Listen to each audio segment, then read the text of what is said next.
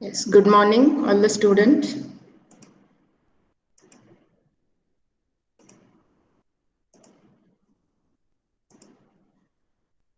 Can you see the presentation? Yes, ma'am. Okay. Now let's move on to our sixth lecture under this module 3. After this, we'll have one more session in the same module and we'll complete this chapter. That is today itself, okay? Even third hour, I'm going to engage. In that hour, we'll complete this chapter so that you can prepare well in advance for the exam. In the last class, we have touched upon this concept, stochastic approximation to gradient descent, and how is it different from normal gradient descent. In normal gradient descent, we try to sum up all the errors across all the training examples and then adjust the weights. But in stochastic approximation, in order to avoid stepping into lots of local minimum solutions, what we do is for each and every training example, we try to estimate the error and adjust the weight for that training example and take sequence of such take sequence of such weight adjustments and approximate the final weights. Right? That is called as stochastic approximation to gradient descent. This will help the model in order to avoid many local minimum if available, and it will direct it towards the global minimum.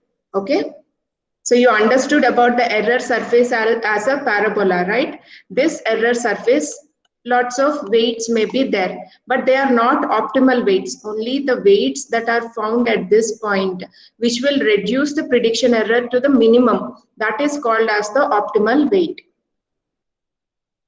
Now, in today's class, we are going to cover multi-layer networks and the backpropagation algorithm. Lots of algorithms are available with neural networks, but all these are variations of the basic concept.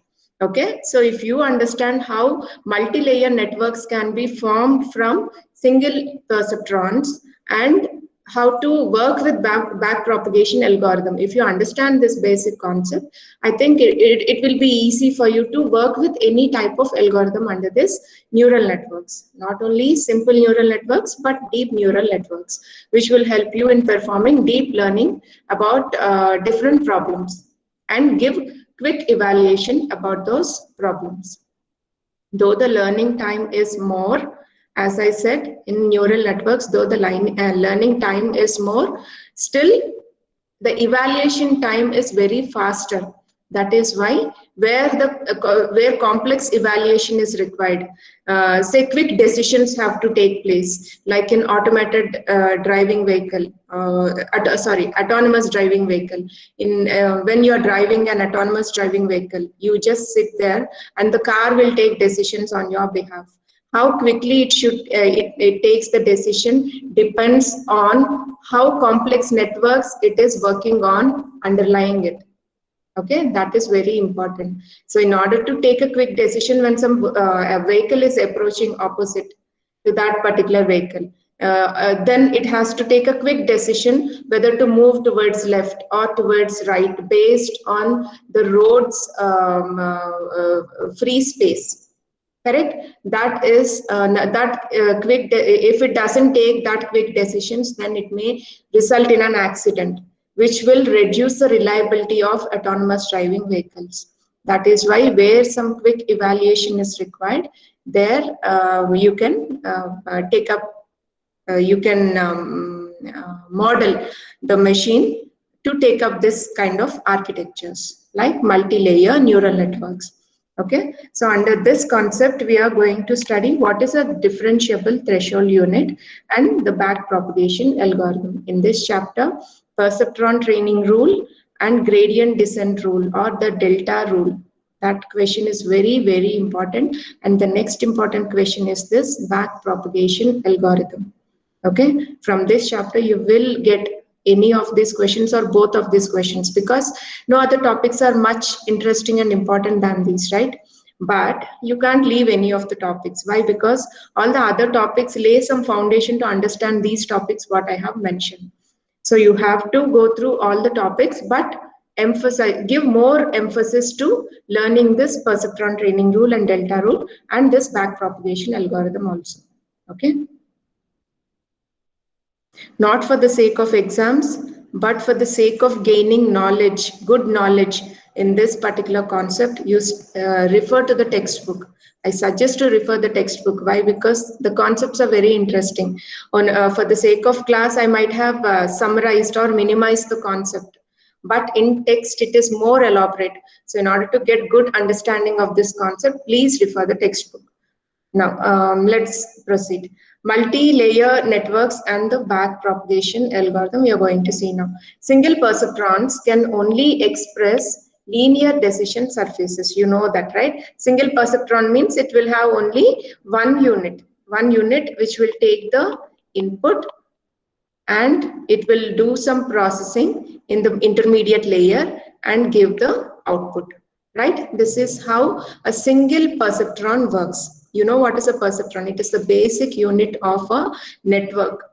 Now, if you use a single perceptron, it can only express linear decision surfaces. Linear decision surfaces means you can formulate only linear equations like W1x1, W2x2, and so on. Right? This is a linear equation. It doesn't have any exponential forms like power 2, power 3, raised to the power of 2, raised to the power of 3, you don't have. So we call them as linear decision surfaces. In contrast, the kind of multi-layer networks learned by the backpropagation, backpropagation algorithm are capable of expressing a rich variety of non-linear decision surfaces. So the kind of multi-layer networks you can build using multiple perceptrons, number of perceptrons.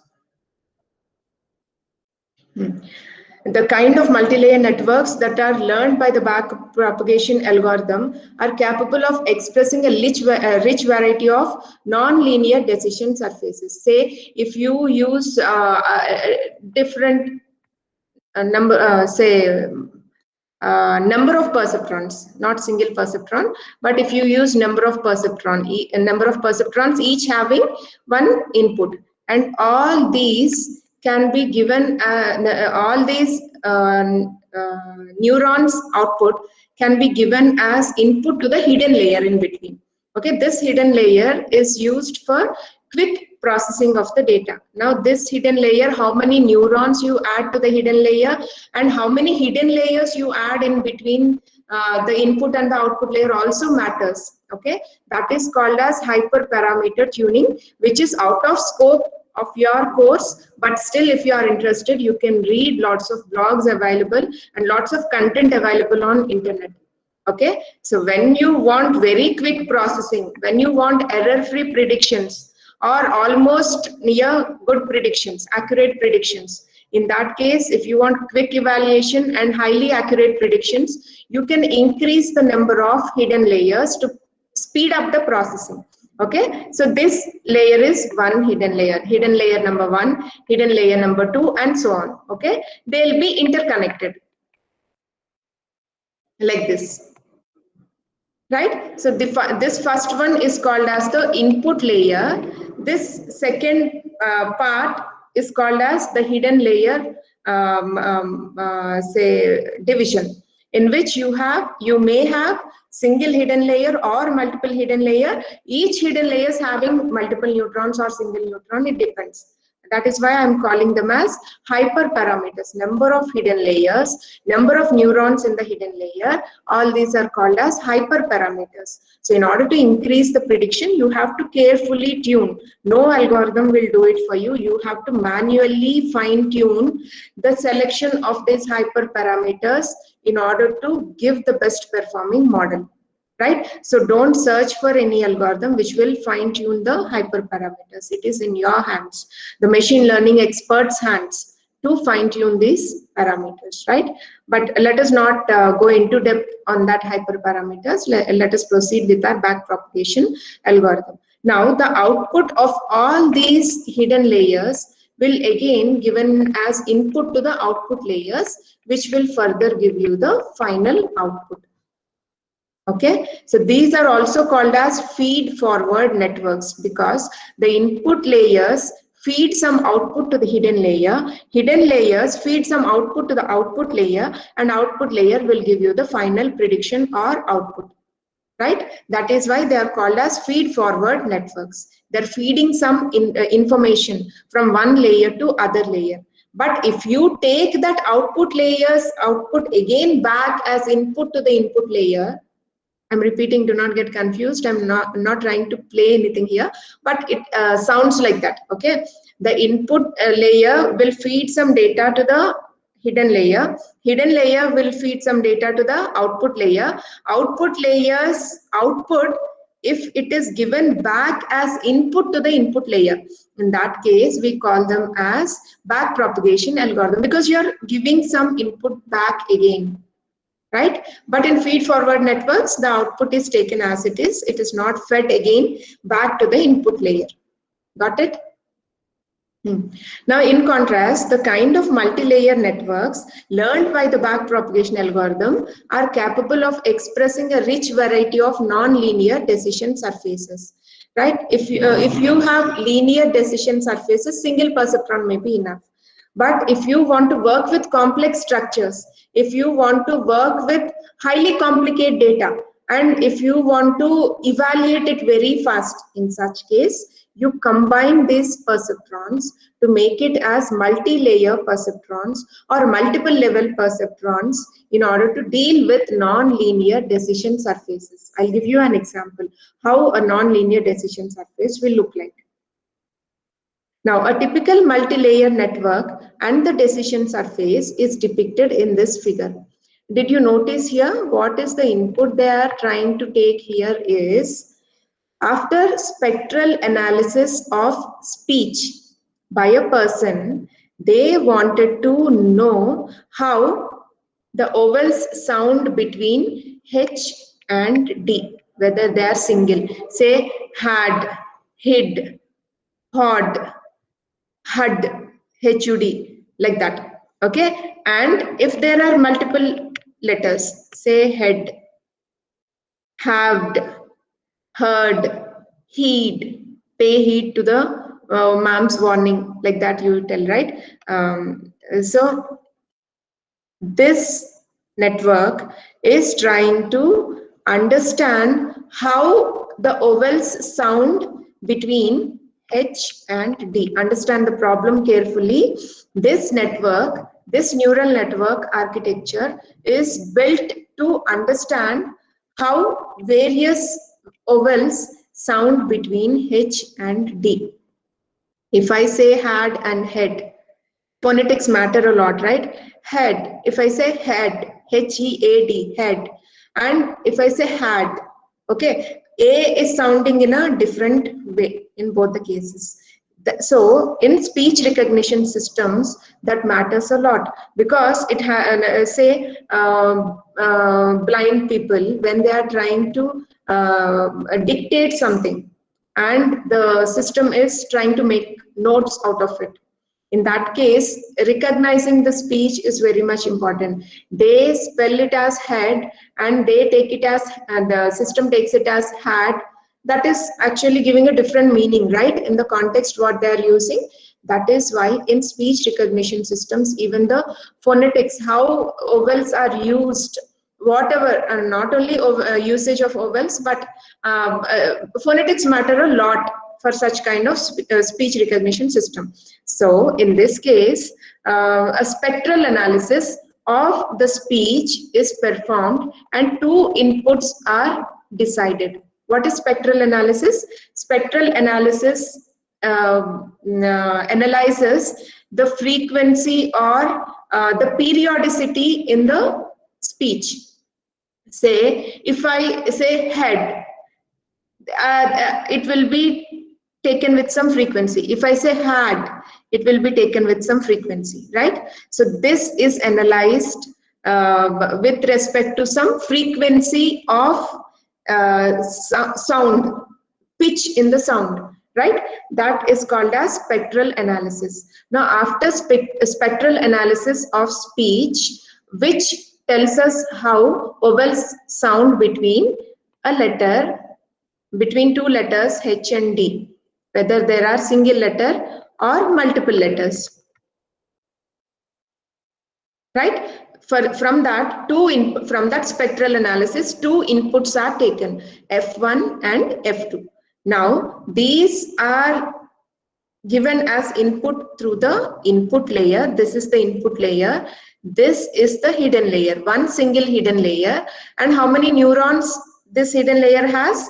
Total 7 neurons, which will analyze how, in what way that particular word have to be interpreted, whether it should be interpreted as head, or whether it should be interpreted as hat, or whether it should be interpreted as hood, based on the frequency analysis, spectral analysis of that sound pronounced. Okay, this neural network is actually converting it into the appropriate word, right? For that, you see the decision surface. This is the decision surface. Now, in this decision surface, this square shapes are head. Here it is given. Triangular shapes are head. Star shapes are heart. Like that, you have lots of data points. Data points is nothing but the word pronunciation. Okay. Now, understand carefully. Can I classify them easily? Can I classify them by simply drawing straight lines? Is it possible? Are they linearly separable? Linearly separable means by drawing a straight line, can I classify the data points in proper way? It is not possible. I have to draw some non-linear line in order to separate the data points. Say I want to separate this, I may have to draw like this. I want to separate this, I may have to draw like this. Can you see the x-axis F1? It is represented in the form of hertz. It is unit of frequency. You know, number of cycles per second is called as frequency in physics. You remember? What is the unit for that? Hertz. Hertz. Hertz. Right? So the frequency upon the based on the frequency that is pronounced, that is recognized in the pronunciation of a particular word, based on the frequency, these data points are plotted on this decision surface, taking on f-axis F1 and on y-axis F2. These two are two frequency measurements that are taken from spectral analysis of the speech which are pronouncing these particular words. Okay, now in this decision surface, it is not an easy task to classify them with a linear equation. You have to draw some non-linear lines in order to divide the data points, right? In such cases, multi-layer networks will be very, very useful. It will help us to it will help the model to learn better from this kind of complex alignment of the data points, right? Now, what type of unit shall we use as the basis for constructing multi-layer networks? What type of unit shall we use? Multiple perceptrons or a single perceptrons as the basis for constructing a multi-layer perceptrons, or multiple levels of multi-layer perceptrons? In what way should we construct our multi-layer networks? Choice 1. First choice is choose the linear units for which we have already derived a gradient descent learning rule. You have smaller units, linear units, for which you have already derived a gradient descent learning rule. Means those linear units are already ready to learn. They have already learned specifically on linear units.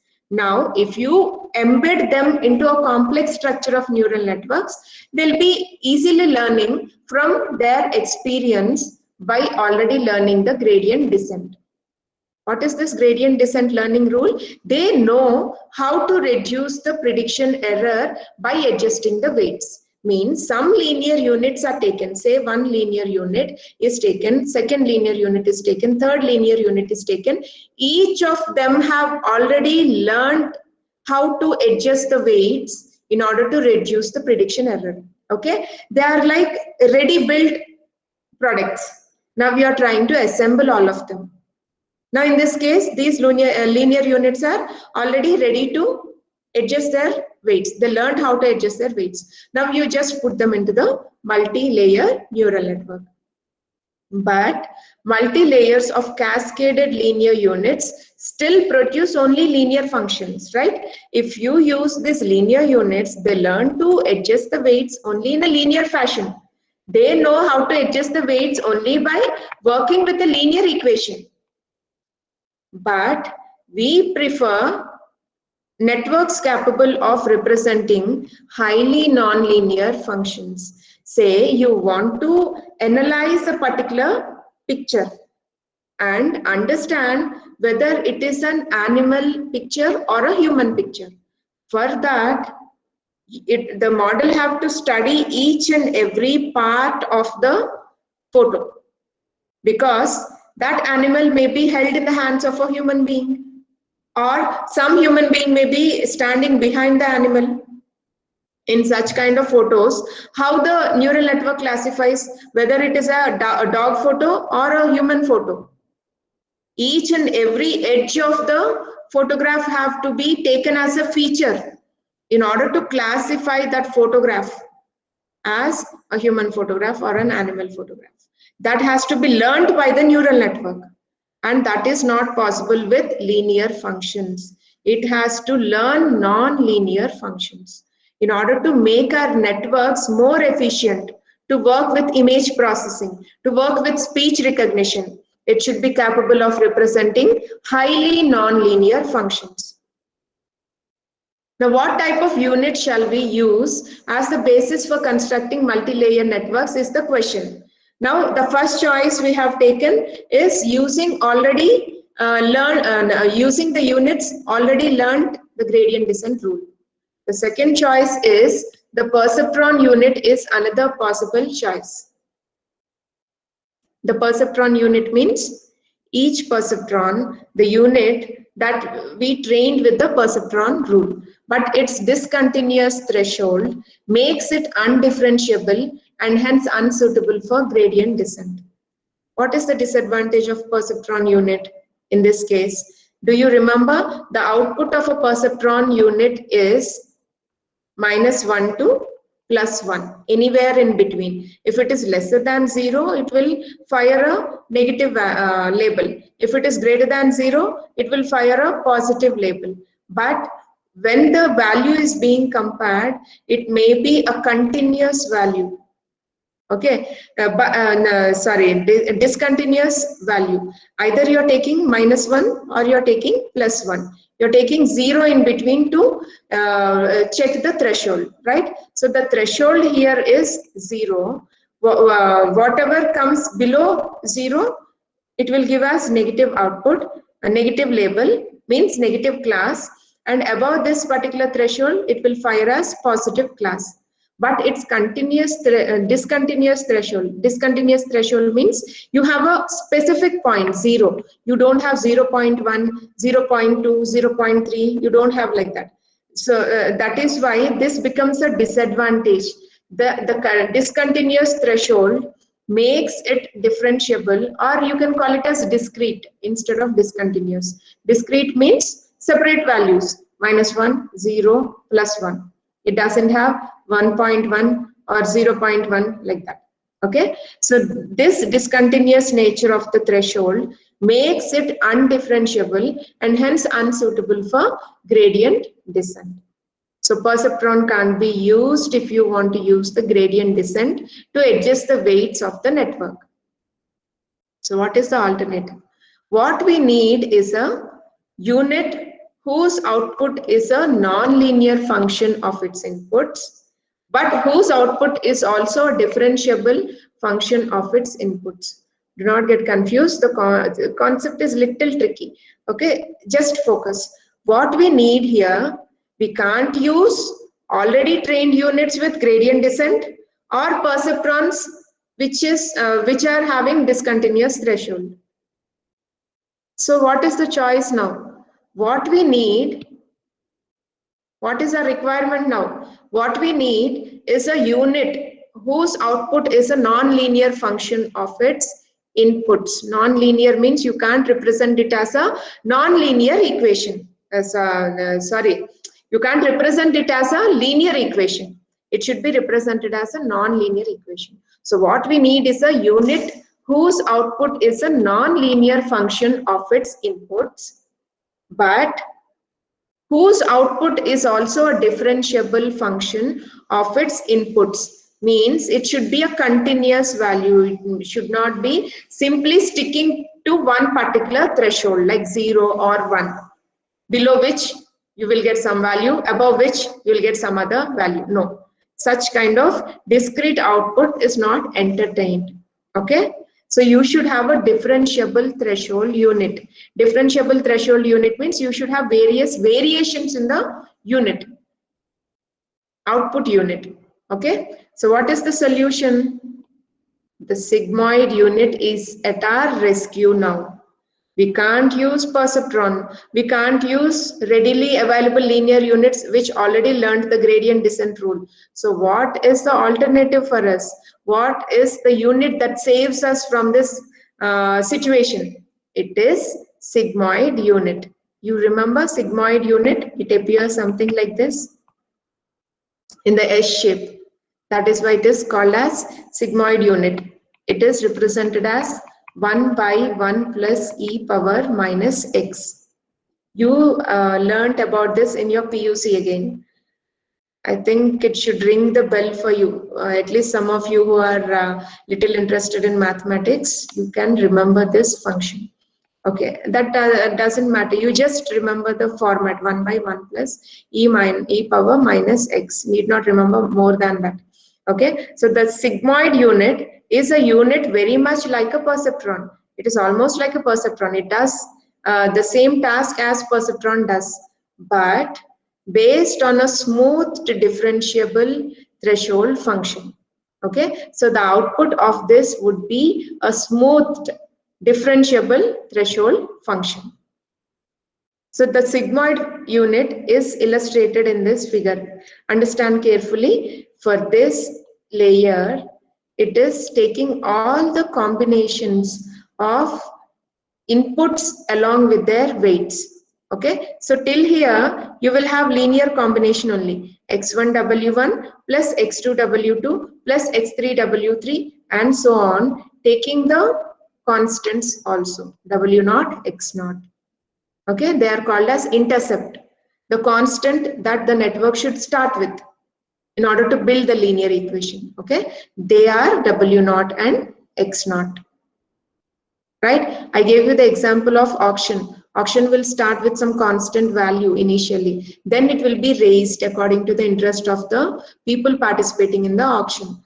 In the same way, you will have a constant value to begin with to form the linear equation, that is W0 and X0. Now, these are given to the perceptron to perform some summation. Okay, till here it is a linear equation. Now, this linear equation, it is converted into a sigmoid function. Right? So what will be the output here?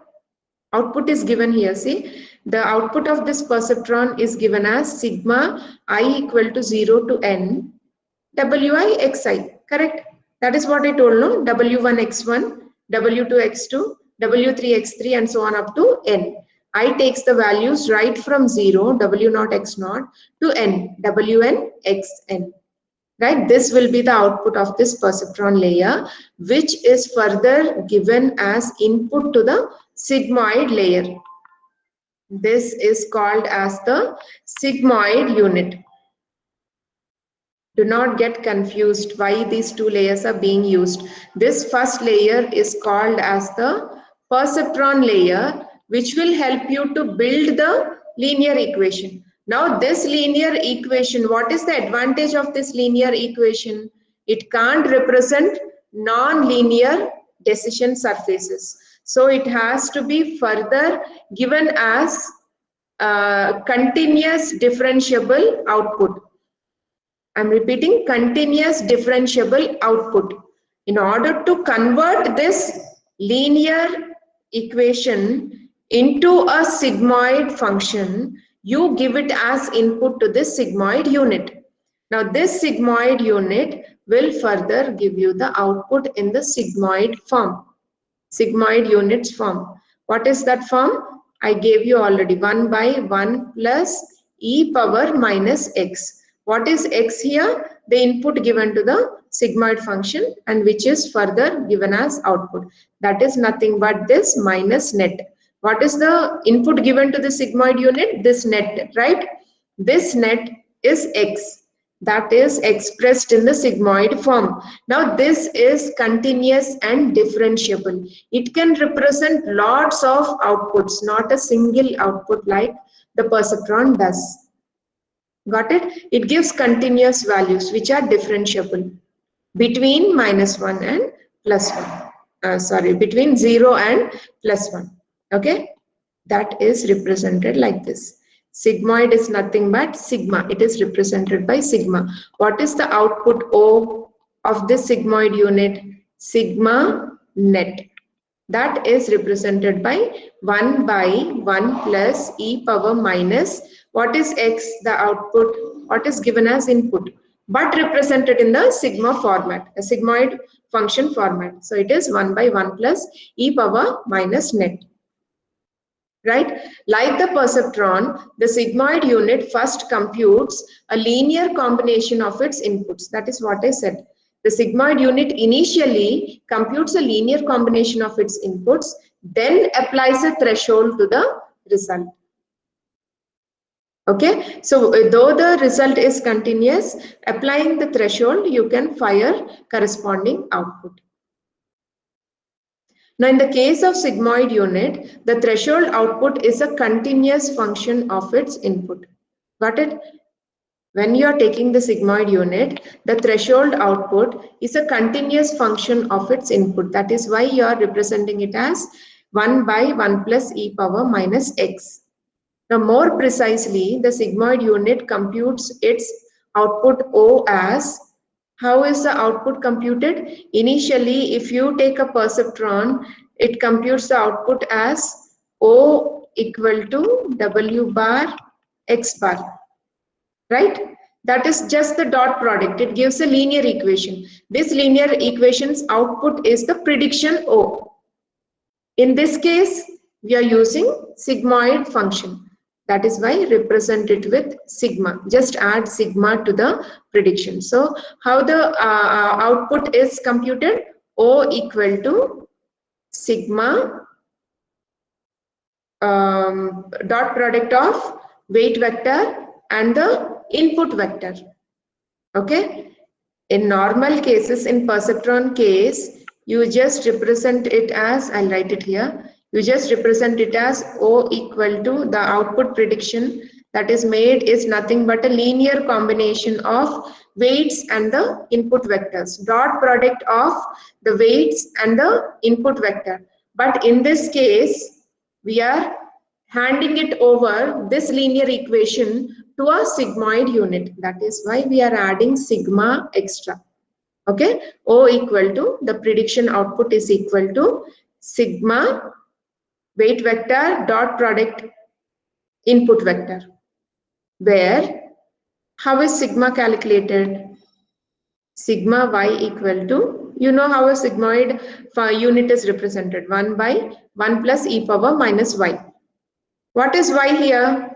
Dot product of weight vector and input vector. So you can substitute that here, 1 by 1 plus e power minus, you can represent it as W bar X bar.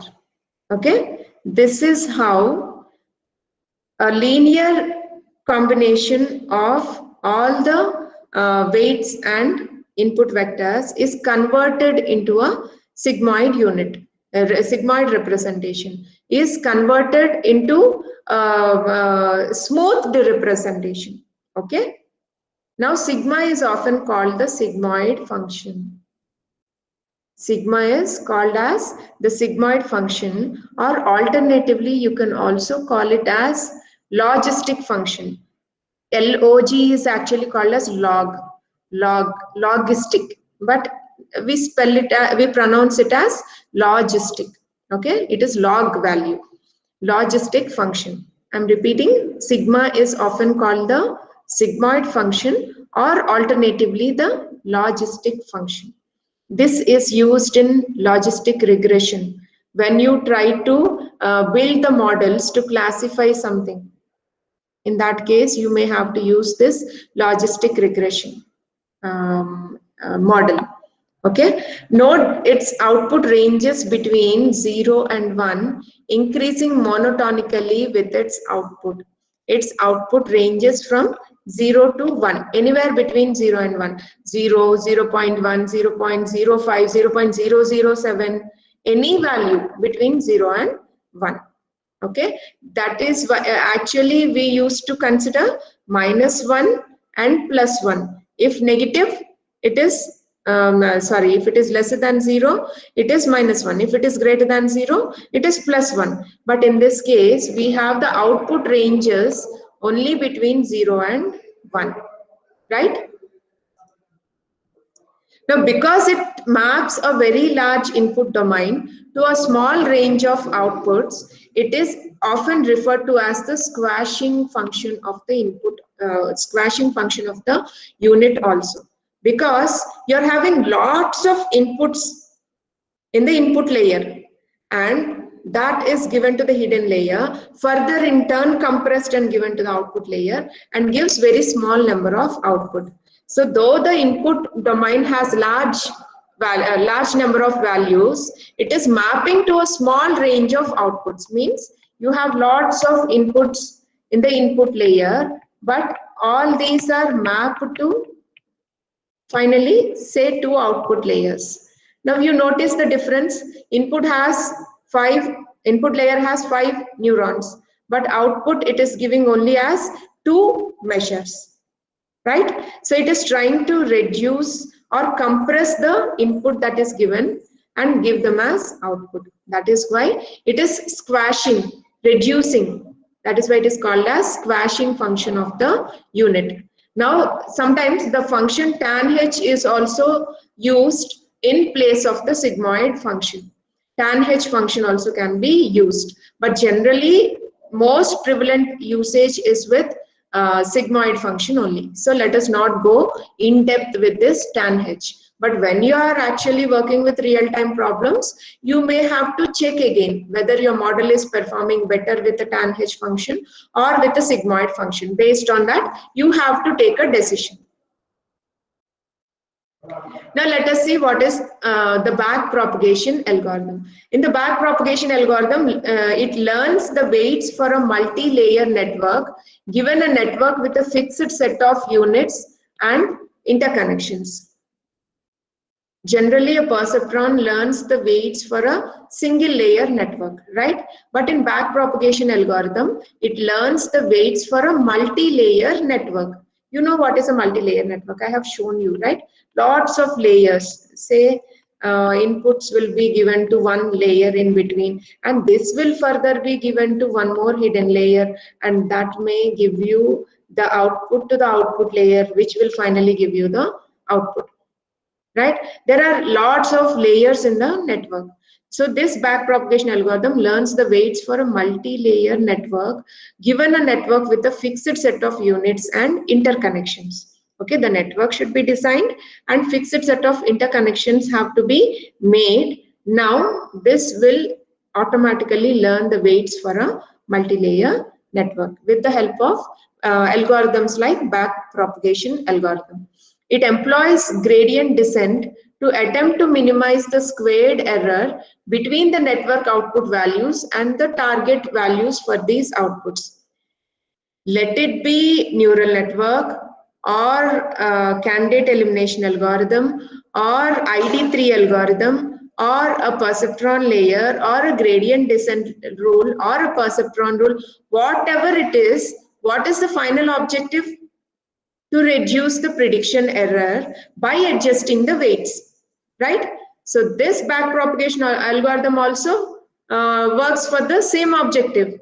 It employs gradient descent to attempt to minimize the squared error between the network output O and the target values output T. Okay, this error have to be reduced. That is called as sum squared error. You remember SSE, squaring the prediction error, summing up all of them and trying to reduce that particular measure. That is called as reducing the prediction error. Now, because we are considering networks with multiple output units rather than single units, here we are considering multiple output units, right? Say in the last stage. Rather than single units as before, we begin by redefining the error measure E to sum the errors over all of the network output units. This stage is very important. Concentrate. Before, in order to measure the error, we used to work with a single layer or a single output, or measure the output across all the training examples. But in this case, in multiple layer networks, in multi-layer networks, you have lots of layers, and with each layer, some error may be associated with the prediction. That is why you have to find out the prediction error with each of these layers. Say there may be some prediction error with this layer, and if you have one more output, you may have prediction error associated with that layer also, right? So all these layers, prediction error have to be calculated. How to formulate that? How to represent it mathematically? The error with error measure, I'm reading this one. The error measure with respect to the weight vector is equivalent to half of, for every training example in the training example set D, for every layer K that belongs to the output layer, calculate the prediction error TKD minus OKD whole square. Initially, if it is a single layer or if it is a model with no layers, you can calculate the prediction error as T minus O. If you want to square those errors, you just give square, and sum up all those errors, you give sigma. And if you want to calculate this prediction error for each training example, you give D. Now you are calculating the training example for each layer, so you give K. That is how it is transformed. I'm repeating again. Look at this left corner. You have prediction label T for each training example. Target label T for each training example. Now, you have prediction label O. Okay, now the difference between them is the prediction error. Now, if you want to add them up, you square them and add them by using summation. Okay, this is called as sum squared error because you're summing up all the squares of the errors for each training example. Okay, now if you want to check that for each training example, you give D. But this this prediction error is associated with each neuron in the output layer. Each layer in the output. That is why you are giving K. K is the number of the output layer. Okay. So that is why here we are representing K belongs to outputs, means output layers. That is why we got extra sigma here, because we are calculating the prediction error for every training example across all the output layers. For every training example is represented by this sigma. For all the output layers, it is represented by this sigma. Rest of the thing, it is easy to understand, right? The difference between the prediction and the actual target is given by this, and some squared error. Because of that, you are squaring it. This is how you represent the error measure with respect to the weight vectors when you are working with multiple layers in the neural network. You have to calculate the error associated with each output layer, right? Now in this, outputs is the set of output units in the network, and TKD and OKD, these two terms, are the target and output values associated with the kth output unit, as I said. And training example D. Okay, say there are these many layers in the output. Here k equal to 1, k equal to 2, k equal to 3, k equal to 4. With each of this output layer, what is the prediction error that is associated? That have to be summed up, and overall network's prediction error have to be reduced. Okay?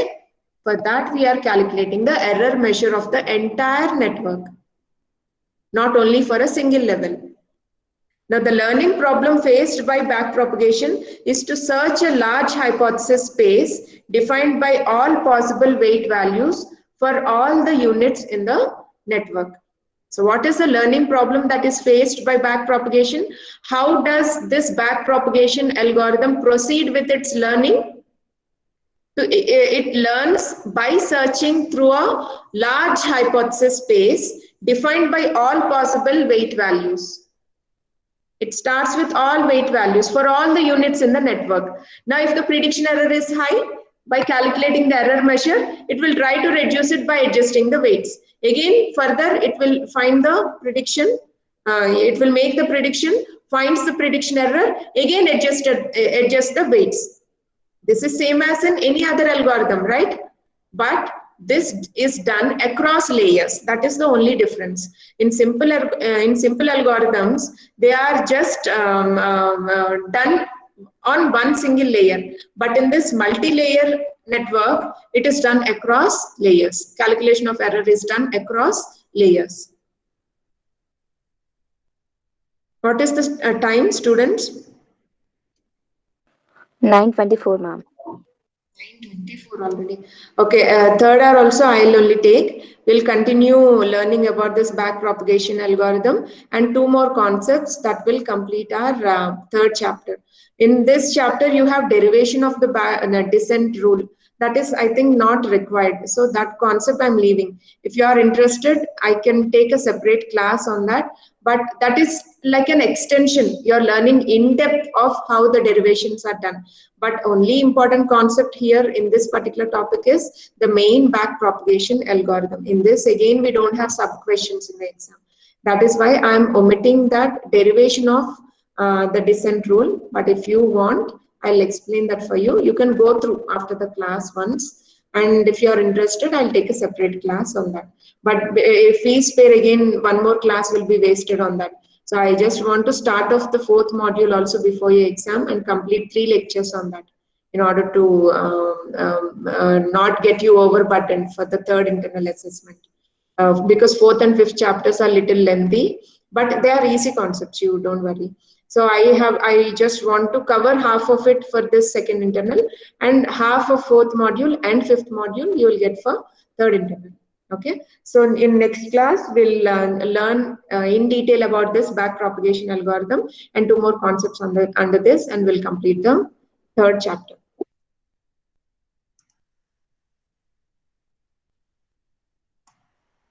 Any doubts, students, still here?